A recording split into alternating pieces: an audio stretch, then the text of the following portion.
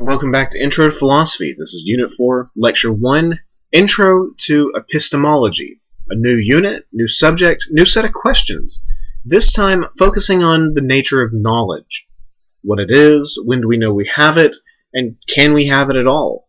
These are the kinds of things we're going to be looking into, and the kinds of problems I want to introduce us to in today's lecture. So, like normal with these intro lectures, what I'm going to do is do a sort of overview of some problems and questions that epistemology addresses, and then we're going to take a look at some technical vocabulary that you'll need as we move forward and actually do our readings, and then I'm going to give sort of an overview of what kind of responses the readings might give, what kind of responses are possible to the questions that we'll be investigating this go-around. So, I want to introduce just a general puzzle. When do you know that you know things? Under what conditions do you know things? This probably sounds like another one of those really obvious questions that philosophy may not have a lot of business asking. But hopefully by now you've started to anticipate that a lot of our obvious questions actually have some hidden wrinkles. So most of us generally think of knowledge as something like justified true belief, or at least that's one of the classical definitions of it. Because generally, when we say that we know something, we're talking about a belief that we have, a belief that such and such is the case. Now, when we know something, or say that we know something, we generally also mean that that belief is a true one. It seems kind of weird to say that you know something that's false. We also generally like to say that when you know something, you've got some kind of a justification for it. You can point to something and say, I know it because such and such. So like if I know that I'm a philosophy teacher, it's because I believe that I'm a philosophy teacher. That belief turns out to be true, and I have some sort of a justification for it, like the fact that I'm trying to teach you philosophy right now. So justified true belief, just as an example definition of knowledge. It's a pretty common one, even if people never put words to it. But it's a kind of funky definition. That may be the way most of us think of it, but it doesn't actually work very well in an awful lot of cases. So consider this. Suppose you're driving around in the countryside outside of Lafayette. It's all rural farmland, that sort of thing. And you take a turn in a new direction. You've never gone this way before. You just start exploring a little bit. And while exploring, you notice a great big, classic red American barn. A lot like the picture right in front of you. And so you see the barn, and you think to yourself, that's a red barn. Well, good for you. You have very obvious thoughts. But the interesting thing is this. Unknown to you, you've just entered fake barn country, as it's known on all the tourist pamphlets. Now, fake barn country is a part of Indiana that's absolutely famous for making fake barns out of paper mache and that sort of thing. And they're totally indistinguishable from the real thing. They're these wondrous, massive works of art that are not real barns, they just look like barns. But you don't know this. You've wandered into fake barn country, you've looked at something that looks like a barn and said, that's a red barn. And you can't tell the difference between a paper mache thing and the real thing. But it turns out that your little analysis there, your moment of being Captain Obvious, was actually true. You have just looked at and identified the one and only true, real barn in fake barn country. So, we have to ask, since this is our topic of the day, did you know that that was a real barn? It seems kind of weird to say that you did when you can't tell the difference between a fake barn and a real barn. Yet somehow you had a justified true belief that the barn in front of you is a real red barn. So, it's a little weird thinking about what knowledge is. Here's another more classic example. Maybe it'll make it easier to illustrate. So, suppose two men are interviewing for the same job. Smith and Jones, labeled in front of you. Now, Smith and Jones have identical qualifications, just as much experience, so they're pretty much neck and neck for this job. Neither of them has special connections or anything like that. So really, it all just comes down to how well they can interview for this thing.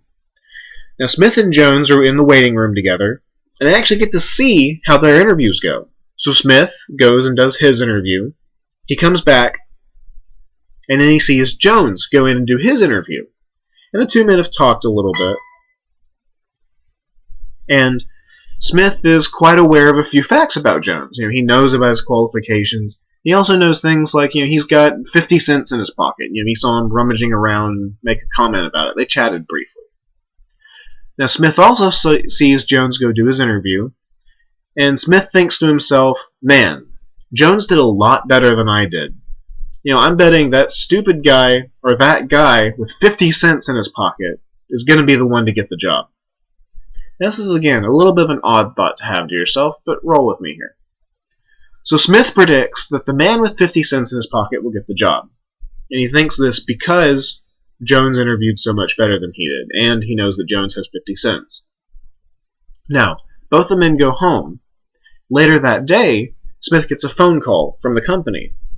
It turns out that Smith actually got the job. They thought his interview was much nicer, they liked him. So, lo and behold, Smith is the one who got the job.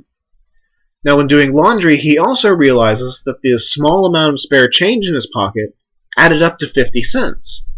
So, while he didn't know it at the time, or he didn't seem to know it, he had 50 cents in his pocket, and his prediction turned out to be true.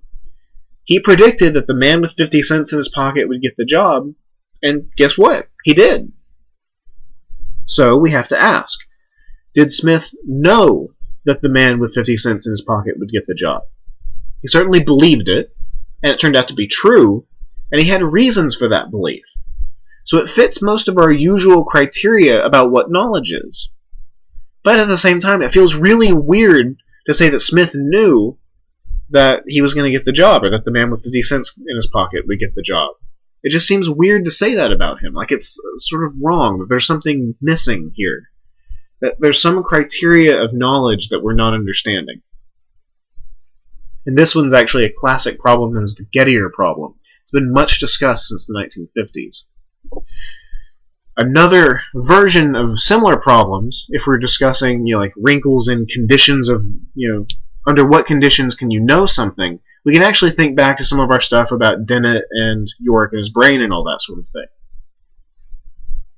Now, if you recall from our Dennett setup, from the Where Am I piece, and all the clip art that I used all throughout the last unit, one of the potential setups from the story was Dennett's brain was extracted and put into a jar and wired up to a computer.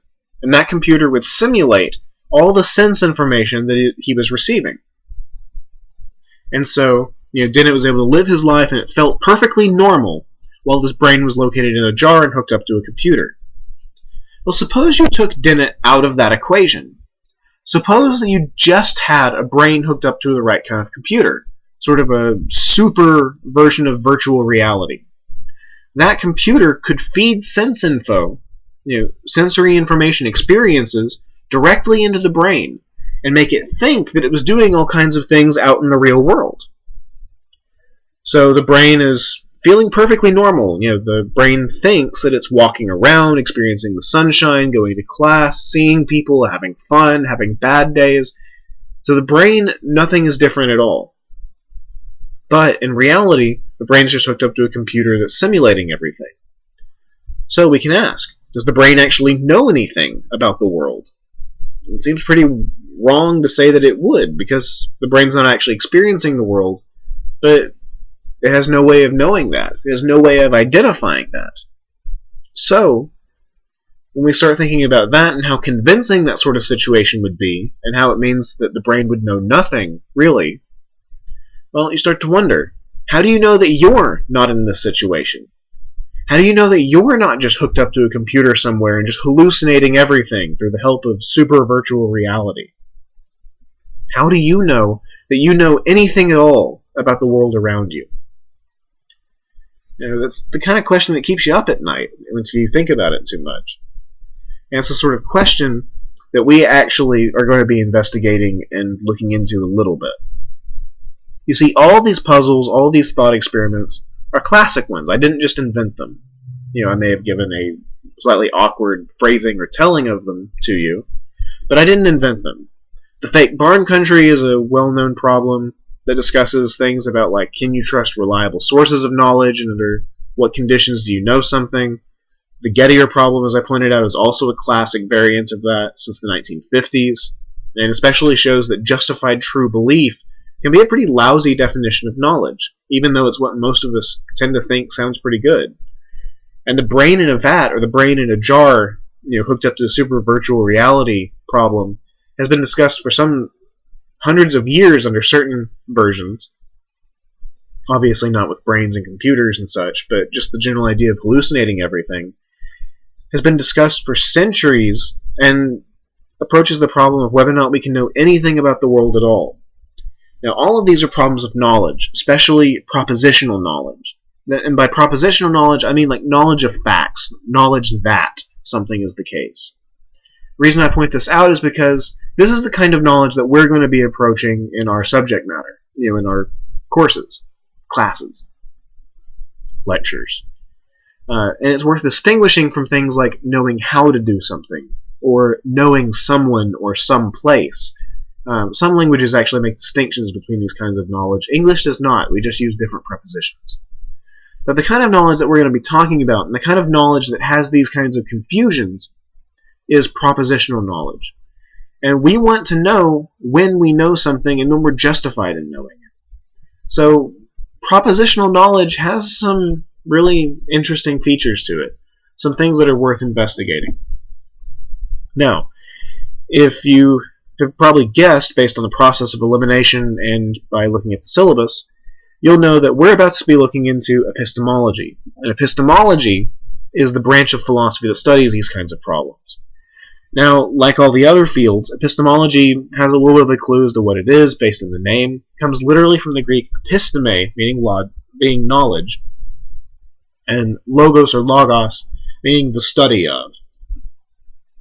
So quite literally, epistemology is the study of knowledge. And it's going to focus on the kinds of problems that we've discussed so far this lecture. It investigates things like under what conditions does knowledge happen, what kinds of evidence are acceptable, can you trust your senses, what sort of justification is there for your beliefs, is knowledge really a thing like belief, or is it something else? Is it an attitude at all? Is it some state that you're in? Epistemology also approaches questions like what are intuitions, like not physically in the brain, but what does it mean when you intuitively know something? How is that different from perceiving or believing or knowing it through proof and demonstration and many other related type problems? Now, our focus, out of all of our samples and such, is probably going to be closer to this final setup in which you have a brain hallucinating all the things that are going on. Probably our biggest question is going to be, what is knowledge, where does it come from, and how do you know that you know anything at all? If we want to get into some vocabulary and stuff to make this make a little more sense, we're going to be looking at and comparing different kinds of knowledge, different sources of knowledge, and seeing if those sources are valid. And I mean valid in the non-technical sense. Seeing if those kinds of knowledge, if those sources of knowledge actually give us any information worth keeping, and if they actually give us knowledge in the sense we normally mean.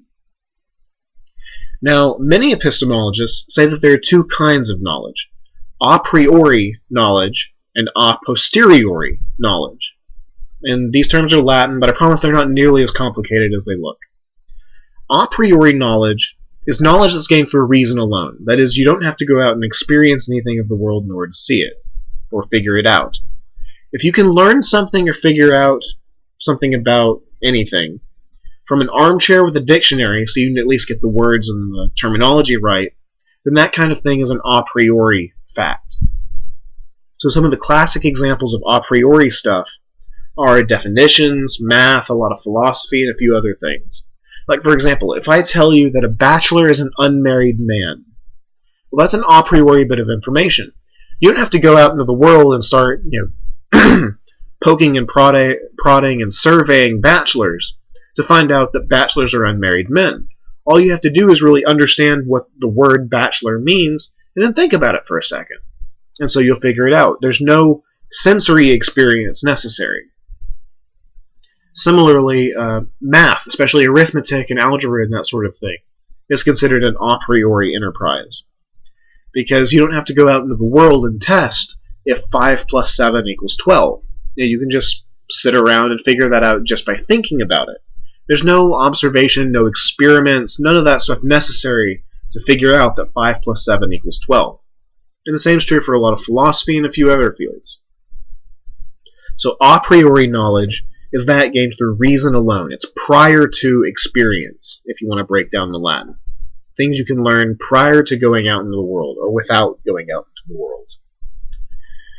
Now, this is contrasted against a posteriori knowledge. And a posteriori knowledge is gained through experience. And I mean sense experience, not like you personally experiencing.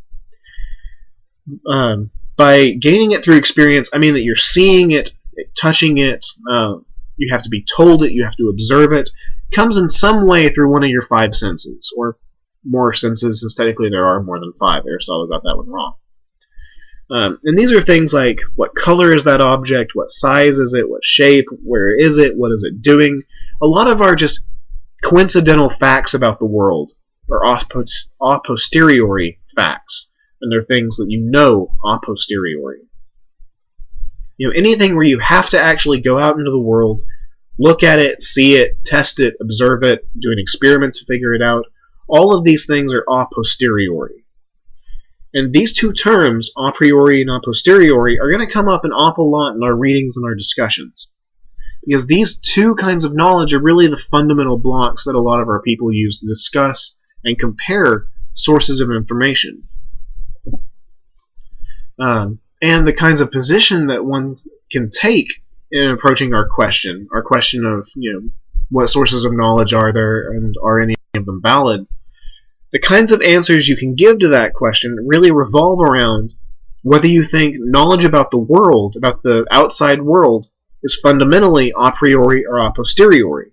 That is, can you gain it through reason alone, or do you have to have experience? And so our readings are going to cover the positions known as rationalism, empiricism, and skepticism. Rationalists generally believe, or are defined as believing, that at least some of our knowledge about the world is a priori. That means we can know at least a few things about the world through reason alone, no sense experience or observation necessary.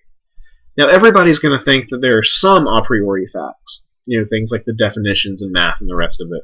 But we want to know if you're actually learning anything about the world. And so the rationalists are going to say that at least some of our info about the world, some of our knowledge about the world, comes to us a priori.